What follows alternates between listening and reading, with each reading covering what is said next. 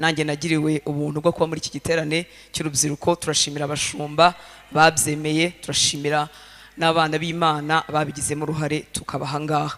Haleluya, narakijijwe ndimo ndajya mu ijuru. Imana ishimwe cyane. Nzajyayo, nawe uzajyayo. Haleluya, tuzahurirayo, niyo gahunda, naho tugana. Numvise ku mutima wanjye turi muri iki giterane cyo kuvuga gukorera Imana mu gihe cyacu. Numvise muri iki gitondo ku mugoroba turaza gukomeza kubw'ubuntu bw'Imana ibyo twari dutangiye ku munsi w'ejo, ariko numvise muri kino gitondo nagaruka kuri aya magambo ari muri Yesaya, ariya murimo umusoma cyangwa yo mwagendeyeho. Haleluya,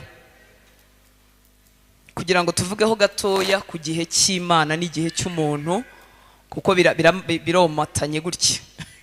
Turifuza gukorera Imana mu gihe cyacu, ariko n'Imana igira igihe ku buzima bw'umuntu ikoreramo ibintu. Icyo gihe rero rimwe na rimwe iyo tutabimenye kiraduhinyuza. Uyu murimo mwiza dufite wo kunga Imana n'abantu tukananirwa kuwukora, tugacogora, tukubama, tugahetama, tukajya tugira ngo Imana ntidukunda, tukajya tugira ngo ntiri kumwe natwe, tukajya tugira ngo siyo yavuze, kubera ko igihe cyaduhinyuje. Imana ishimwe cyane. Ariko abategereza Uwiteka, abamwiringira, igihe ntago kibahinyuza, bakiba hejuru bagatumbagira mu kirere nka kiriya gisiga nk'uko bavuga. Ndakwingingira kugira ngo utegereze Uwiteka mu bihe urimo gutambukamo biguhinyuza, ko tukiri ku isi tuzahura n'ibihinyuza bitandukanye, ariko jya utegereza Uwiteka. Haleluya, kuko we ntabeshya. Reka tuhasome Yesaya 40:28 tugeze kuri 31. Haravuga ngo, mbese ntiwari wabimenya? Ese nturabyumva? Yesaya 40:28. Mbese ntiwari wabimenya? Ese nturabyumva? Imana ihoraho, Uwiteka, umuremyi w'impera z'isi, ntirambirwa, ntiruha, ubwenge bwayo ntiburondoreka. Nturabimenya, nturabyumva? Uwiteka, umuremyi w'impera z'isi, ntirambirwa. Hari igihe iyo umuntu yakubititse mu mutima avuga ati ubu n'Imana yarandambiye, ntigira gute? Ntirambirwa, nta nubwo iruha, ntago yakurushye, ntiruha, ubwenge bwayo ntiburondoreka. Niyo iha intege abarambiwe, kandi utibashije imwongeramo imbaraga. Abasore b'imigenda bazacogora baruhe. Imana iguhe umugisha wo fotora nawe ujye kumva ijambo ry'Imana. Haleluya.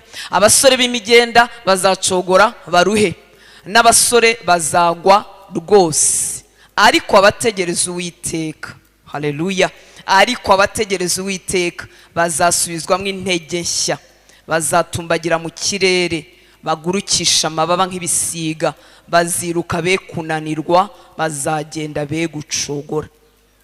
Abasore b'imigenda, abasore bato bari mu bihe by'imbaraga, bakabaye bafite imbaraga, birashoboka ko bacogora, bazacogora barushye, n'abasore bazagwa rwose, ariko abategereza Uwiteka bazasubizwamo intege nshya, bazatumbagira mu kirere, bagurukisha amababa nk'ibisiga, baziruka be kunanirwa, bazagenda be gucogora.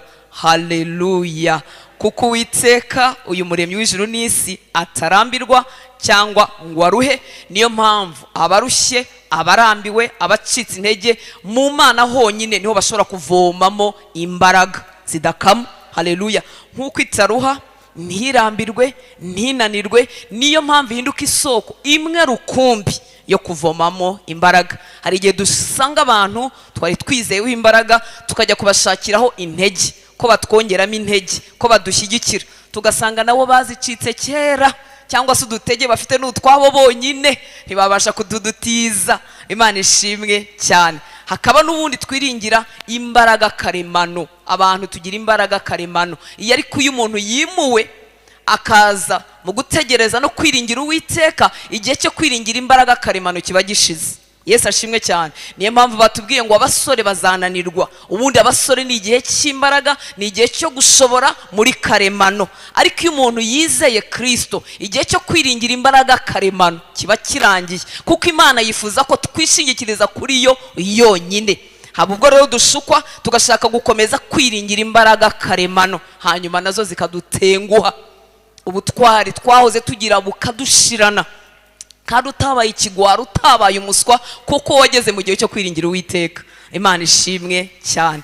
Imbaraga rero zo zikomoka mu kwiringira Uwiteka zo ntabwo zikama, ubutwari umuntu akura mu kwiringira Uwiteka nabwo ntibushira. Mana ishimwe cyane, butambutse umuntu ahantu naturellement mu buryo busanzwe atakabaye atambuka, ndetse wanamureba ukagira ngo arasaze cyangwa ubwenge bwe ntibukora neza. Ubutwari, imbaraga dukomora mu kwiringira Uwiteka ntizikama. Haleluya, ntizishira, zihindura umuntu kumera nk'aho adatuye muri ino si cyangwa atabona ibibazo byayo. Mana ishimwe ko yadutuje muri Kristo Yesu. Haleluya. Abategereza Uwiteka rero bazasubizwamo intege nshya, bazatumbagira mu kirere nka kiriya kigereranyo baduhaye ngo bazagurukisha amababa nk'ibisiga, yewe baziruka ntibazananirwa, bazagenda ntibazacogora. Ni ukuri muri iki gihe turimo kirushaho gushyira igihe cya nyuma, ukeneye kutizera Uwiteka gusa, ukeneye kumwiringira.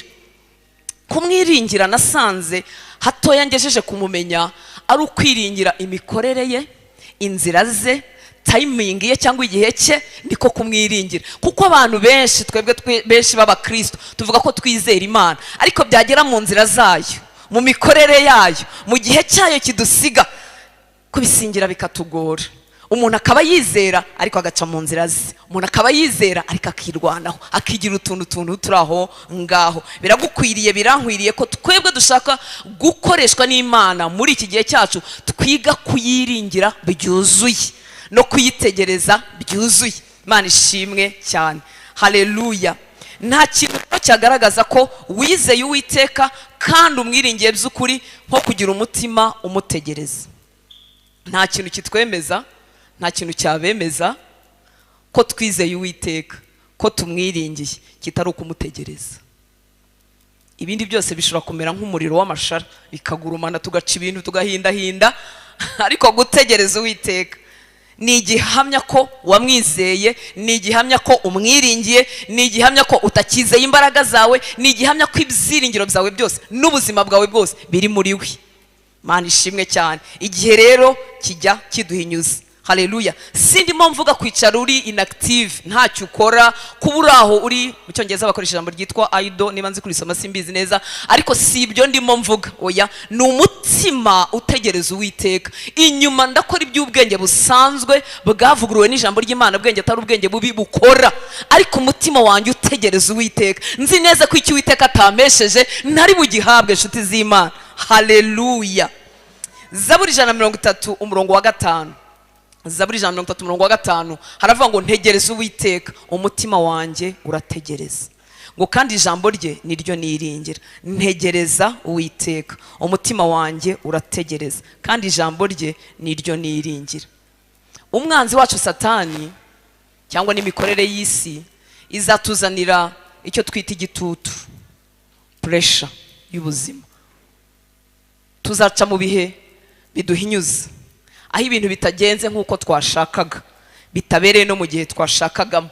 Aho niho kwiringira Uwiteka no kumutegereza kwawe kuzagaragarira. Haleluya. Nongere nkwibutse ngo turimo twifuza gukorera Imana mu gihe cyacu, ariko igihe cyacu ntigitandukana n'igihe cy'Imana, biromatanye. Reka ntange urugero gatoya rw'umugaragu w'Imana, umwami Sawuli. Mu gitabo cya mbere cya Samweli, yaratuzwe, ingabo zimurushije amaboko, kandi abe bari bamucika bamushiraho kubera ubwoba. Mu gitabo cya mbere cya Samweli igice cya 13, reka mbasomere umurongo wa 8, manuka nihuta gere kuri 14. Ngo Sawuli amara iminsi 7 ategereje Samweli uko yamutegetse, ariko Samweli ataraza i Gilugari, abantu baratatana bamushiraho. Uzi kuba ufite ingabo zikagushiraho, yibaza ko buri muntu wese byamwambura morali. Ngo nuko Sawuli aravuga ati, nimunzanire hano igitambo cyotswa n'ibitambo byishimwe yuko turi amahoro. Ahera ko atamba igitambo cyoswa, atabigenewe, atari ushinzwe kubikora. Ngo akimara gutamba, Samweli abaraje, maze Sawuli arasohoka ajya kumusanganira ngo amuramutse. Samweli aramubaza ati, ibyo wakoze ni ibiki? Sawuli aramusubiza ati, nabonye abantu banshizeho batatana, nawe ntiwaje mu minsi yategetswe, kandi Abafilisitiya bari bamaze guteranira i Mikimashi. Ngo bituma nibwira nti ubu ngubu Abafilisitiya, mwumva uko yibwiye, bituma nibwira nti ubu ngubu Abafilisitiya bari bumanukire i Gilugari bantere, kandi ntarahendahenda Uwiteka ngo ampe umugisha. Icyo gitumye nihata ntamba igitambo cyotswa. Uwiteka nagahendahendeshwa n'ibintu by'ibihimbano twihimbiye, ahendahenderwa mu kumwumvira. Yesu ashimwe cyane. Gutamba ibitambo ntibyari bibi, ariko yarabikoze atabigenewe, atabisabye, abitewe n'iki? N'igitutu cy'igihe. 13 ngo maze Samweli abwira Sawuli ati, wafuditse ntiwumva itegeko ry'Uwiteka Imana yawe yagutegetse. None Uwiteka abakomeje ubwami bwawe mu Bisiraheli iteka ryose, ariko noneho ubwami bwawe ntibuzagumaho. Uwiteka amaze kwishakira umuntu umeze nk'uko umutima we ushaka, kandi niwe Uwiteka yashyizeho kuba umutware w'ubwoko bwe, kuko utumviye icyo Uwiteka yagutegetse. Ndagira ngo utekereze gatoya wibwire igihe cyangwa se time, igihe kizagerageza kwiringira Uwiteka kwacu. Haleluya. Iyo Uwiteka arimwe adutuma kumukorera, kumwunga n'abantu, hamwe n'uwo murimo wo gukora inyuma, Uwiteka barimo gukora umurimo imbere muri twe. Haleluya. Nta dutuma gukorera abandi atarimwe adukoramo. Biragendana kuzageza igihe tuzagira mu ijuru. Umurimo wo gutunganywa wamwe imbere ntuzigera urangira tukiri inaha. Nzahora ngana abo umurimo wandi twavuga ku munsi w'ejo watangiye gukorwamo, tuzahora tugana mu ishusho, mu kurushaho gusa n'ishusho y'umwana w'Imana, mu kurushaho gusa na Kristo. Ni umurimo utarangira tukiri inaha ngaha. Uko rero Data dutuma kubukorera hanze kugira ngo abantu bamenye Imana, Data barimo gukora umurimo imbere muri twe, kandi uwo murimo akora imbere muri twe udutera gusa n'umwana w'Imana nk'uko bamaze kubitubwira. Ni umurimo w'ingenzi. Imana ishimwe cyane. Haleluya.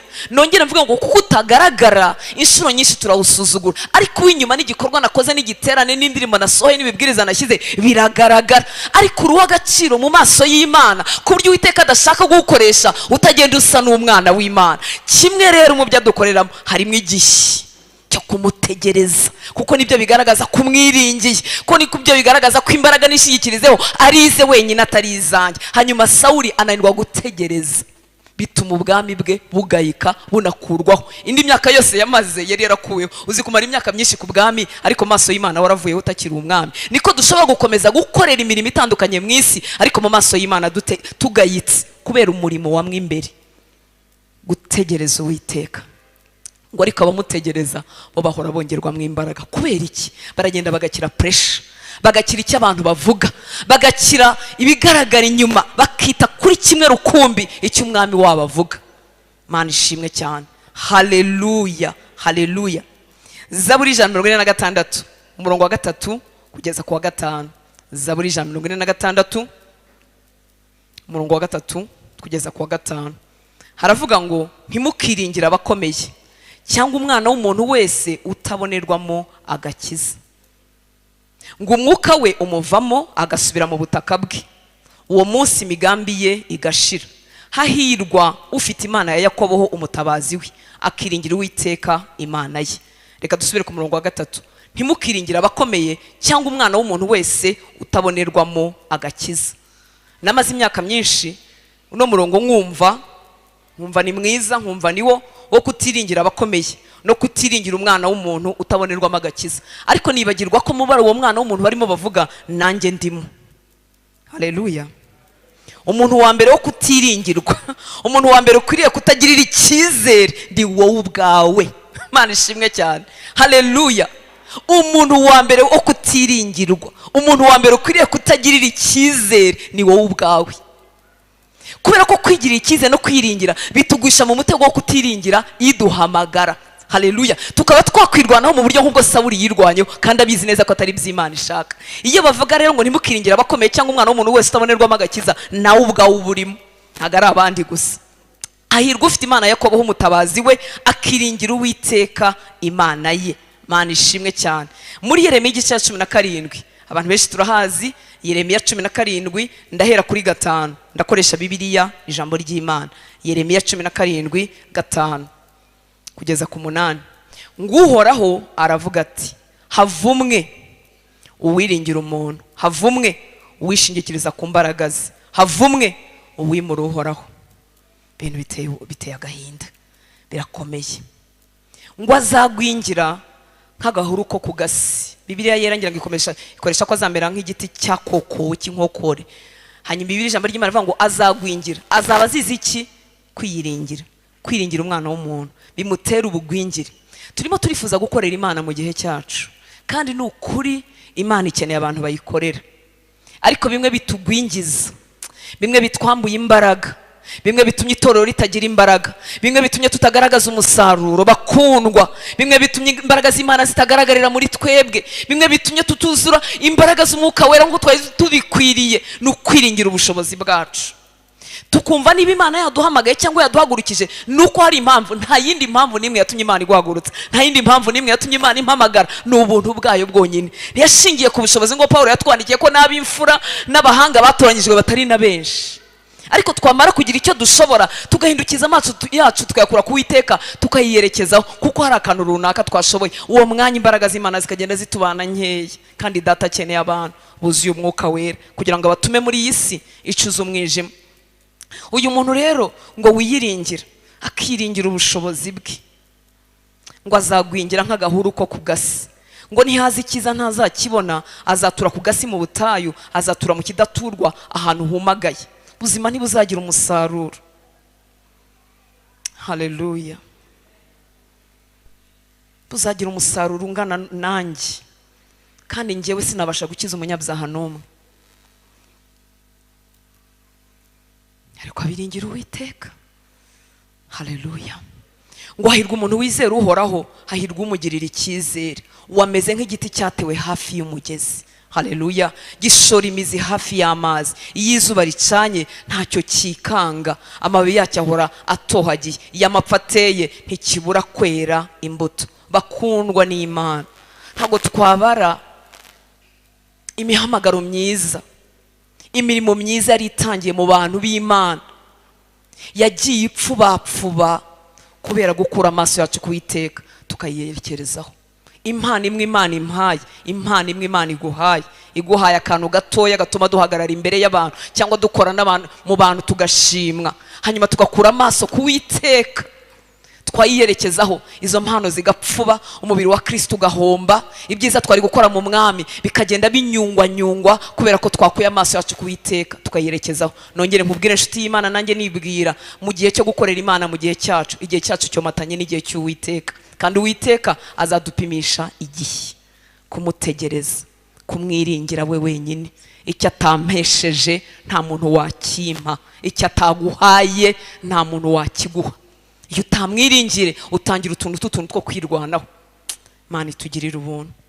Hahirwa umuntu wizera uhoraho, hahirwa umugirira icyizere. Wameze nk'igiti cyatewe hafi y'umugezi, gishora imizi hafi y'amazi, iyo izuba ricanye ntacyo kikanga, amababi yacyo ahora atohagiye, iyo amapfa ateye ntikibura kwera imbuto. Haleluya. Babwire bakundwa, Uwiteka nta kintu na kimwe atuburiza ubusa, ahubwo abaturinda ingaruka z'icyo kintu. Amen. Kwiyiringira, kudategereza Uwiteka bitera gukoresha ubwenge bubi, cyangwa icyo abantu bita ubucakura, kandi turi mu nzu ya Data, cyangwa se icyo bita ubwenge bw'isi. Umuntu witwa Simoni bise umukonikoni, uri mu Byakozwe n'Intumwa igice cya 8, Bibiliya irambwira ngo yari yemeye Kristo. Buriya Bibiliya ntikabya. Ngo nawe yari yizeye Kristo ndetse aranabatizwa. Filipo arimo yigisha iwabo, bisa nk'aho ibintu by'ubukonikoni abiretse, ariko ubwenge bwe butaravugururwa. Ba Petero baje basengeye abantu buzuye Umwuka Wera, abo barambitse ibiganza buzuye Umwuka Wera. Ubwenge bw'isi bwa Simoni butaravugururwa, baramubwira ati nawe cy'inzira y'ubusamu wirwaneho. Niba yari yizeye Imana, igihe cyari kugera Simoni akuzuza Umwuka Wera, agakoreshwa n'Imana mu mbaraga. Bera b'Imana, ibi bintu mu itorero rya Kristo birahaba. Ushobora kutazana ifeza ariko ugakora utuntu two kumanipira dutuma, reka ne kuhatinda. Imana ishimwe cyane. Hanyuma uwo mugabo w'Imana ngo abazanira ifeza, ati namwe ni mumpubwo, namwe nanjye ni mumpubwo bubasha. Hanyuma ndambitseho ibiganza ajya ahabwa nk'ibi murimo mukora. Ubwenge butavuguruye, ubwenge buhinduka ubucakura, kwiyiringira no kwirwanaho no kudategereza Uwiteka. Ijambo ry'Imana riravuga muri Yakobo 3:17, Yakobo 3:17 ngo ariko ubwenge buva mu ijuru, irya mbere buraboneye, ubwenge buboneye, kandi n'ubw'amahoro, ntabwo busunikana, ntacyo burwanira. Icyo Uwiteka atabuhaye burategereza. N'ubwenge bw'ineza ngo bwemera kugirwa inama, kandi n'ubwenge bwuzuye imbabazi, bwuzuye imbuto nziza, ntabwo burobanura ku butoni kandi ntibugira uburyarya.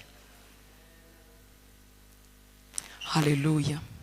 Ubwenge bw'isi rero ni ikinyuranyo cy'ibi byose, ntabwo buboneye, ntabwo bugira amahoro, nta neza iburimo, ntibugirwa inama, ahubwo buhorana irari ryo gukomera ry'igitangaza. Nta mbabazi bwuzuye, ntabwo bwuzuye imbuto nziza, burarobanura ku butoni kandi bwuzuyemo uburyarya. Imana itugirire imbabazi. Kwiyiringira rero, kudategereza Uwiteka, bidutera kudasingira imikorere y'Imana n'imigambi ihambaye Imana yari idufitiye, hanyuma tugakerererwa aho tutagakererewe. Turi mu gihe gikomeye bakundwa. Umugaragu w'Imana avuye kutwibutsa ko turi amaguru y'Imana, turi ibiganza by'Imana, turi akanwa ka Kristo mu isi. Nta nubwo batinye kutwita intumwa mu cyimbo cya Kristo, nicyo bivuga. Haleluya. Iriya jambo yadusomeye yuko dufite umurimo wo kunga Imana n'abantu, ijambo rya reconciliation, umurimo wo kunga Imana n'abantu ubikiwe mu bandi bantu. Haleluya.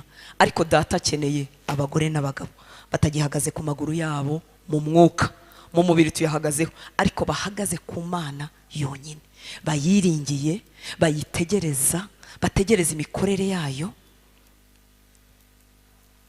batishingikirije ku bwenge, nibo bazatambuka muri kino gihe gikomeye. Abo rero ngo abo ngabo ntibajya babura imbaraga. Haleluya. Ibihe byakomeye byoroshye, umwanzi yabarwanyije ngo ntago bajya babura imbaraga. Mana ishimwe cyane. Nibo Daniel yavuzeho mu gice cya 11:32 ngo baca mu isezerano azabayobesha kubashyeshyengesha uriya mwami mubi, ariko abantu bazi Imana yabo bazakomera bakore ibyo butwari. Reka dusenge. Yesu yaragukunze, aza kugushaka, ariko we nanjye ntago twakijijwe nka cya gisambo cyo kumusaraba ngo dohite tujya mu ijuru. Wowe nanjye turacyafite igihe mu isi. Data arimo aradutuma kumukorera, ariko natwe dukoramo, turamukorera natwe dukoramo umurimo. Bimwe mu bihinyuza bitugoye muri uru rugendo no gutegereza Uwiteka, no kumwiringira, nyamara niho honyine hari imbaraga. Haleluya. Zaburi 125 ivuga ko abiringiye Uwiteka bameze nk'umusozi wa Siyoni utabasha kunyeganyega. Iyo umuntu yiringiye Uwiteka, nta kintu na kimwe kizamunyeganyeza, kuko nubwo urimo uhagurukira gukorera Imana, ntabwo ubwami bw'umwijima burimo bikomera amashyi. Satani afite aba agent, agira abantu, agira uburyo kugira ngo agucogoze, kandi yacogoje benshi beza bari bakunze Imana, bari bahagurutse mu rugendo rwo gukorera Imana n'umutima wabo wose.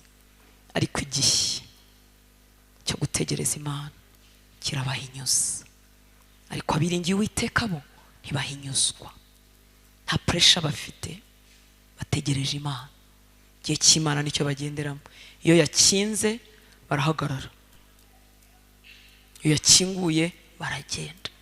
Urugendo rwacu ntago rutandukanye nuko Abisiraheli bagendaga mu butayu. Ntago Imana yabagishaga inama ngo ibabwire ngo uburengo igicu kigiye guhagarara icyumweru, ngo cyangwa se kigiye guhagarara ukwezi. Imana itagiye nabo inama, igicu cyarahagararaga bagahagarara. Imana itabagishije inama, gitondo kimwe kigahaguruka kikagenda bagakurikira. Imana yaraguhamagaye, Imana yarampamagaye. Duhamagarira guhamagara gutandukanye kugira ngo ubwami bw'Imana buri gace kose kagira bagakoreramo. Reka twige gutegereza Uwiteka, twige kumwiringira mu buryo bwuzuye. Bizadukiza ubwenge bubi, bizadukiza ubwenge bw'isi, bizaduha kuba amahoro muri uru rugendo, bizaduha kudakangwa n'imvura n'izuba byo mu buzima. Data, turi abahungu bawe n'abakobwa bawe, uhamagare kugukorera mu gihe cyawe. izi ni ingabo zikomeye. Aba basore n'inkumi natwe abakuze baje muri iki giterane turi ingabo urimo ukoresha mu gihe cyanyu, ariko dushobozwa byose byose byose nawe uduha imbaraga. Handi muri Yohane waravuze uratwibutsa utubwira ko twebwe turi just amashami. Uratubwira ngo nta kibaho dushobora gukora tutagufiti. Ariko mwami, iyo umaze kudutiza ubwiza, kadutiza ubwenge, kadutiza ibyo twashoboye, kadutiza udufaranga, twaririmba abantu bakabikunda, twabwiriza abantu bakabikunda, twagira icyo dukora kigashimwa, bitworohera kurangara mukunzi mwiza, tukumva twakomeza turi twenyine. Muri iki gitondo turakugarukiye, twibutsa aho twadohotse, twibutsa aho twirwanyeho, twibutsa aho twiciriye inzira, ubwenge bw'isi bw'abantu bwatugiriye inama, cyangwa natwe twitegereje tugasanga ahantu twakerewe kugera, natwe tukicira inzira, tugakora utuntu tudukoryo nyaguhora ku ngoma. Duha ubwenge buboneye, duha ubwenge buvuguruwe, duhe gutekanira muri wowe, kuko uri uwo kwizerwa. Niko ko waratinyutse utubwira ko, kandi ni ukuri ko inzira zawe zitandukanye n'izacu. Uratubwira ko bitandukanye, uko ijuru risumba isi niko inzira zawe zisumba izacu. Ni ukuri inzira zawe sinazumva, uyu muvandimwe ntiyazumva nk'uko zingana, ariko twigishe kukwizera, kuko icyo tuzi nuko imigambi yawe kuri twebwe ari myiza. Ntudutuma ku bandi ngo twebwe tugende turi ibisenzegeri, ntudutuma ku bandi ngo twebwe utwice. Oya, urifuza kutwuzuza urukundo rwawe, ngo tugukorere ubudacogora, tugende tugwiza imbaraga uko imyaka yigira imbere, tugende tugwiza itoto, tumere nka kiriya giti cyatewe hafi y'amazi, dusazane itoto, turusheho kugenda tugwiza kwera imbuto, mwami w'abami, tudakamye tutumagaye. Dore abakundwa benshi batangirana itoto, ariko rigenda rikama mukunzi mwiza. Isi iraturangira, iducira inzira yo gukomera, itubwira uburyo abantu bamamara, itubwira uburyo abantu bagera ku bintu, ariko bwari ubwenge bw'isi. Turagarutse ngo dutekanire mu gituza cyawe nk'abana bato, twuzuza umwuka wera, twuzuza ibyawe, maze tukugendere nk'uko ushaka. Urakoze, icyubahiro cyose nikikugarukire, ni mu izina rya Yesu dusenze, amen. Imana ibahe umugisha.